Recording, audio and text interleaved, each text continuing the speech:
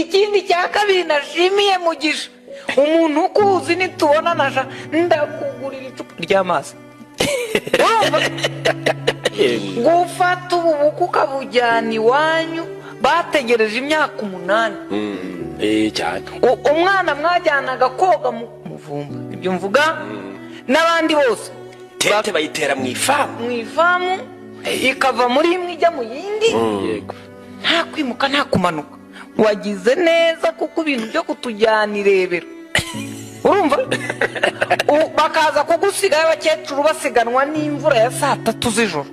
umusaza soba ukwe cyangwa so ukabona mu kidara barimo bavuga bati mukesha mwiza bamuvuga ibigo ukabona sora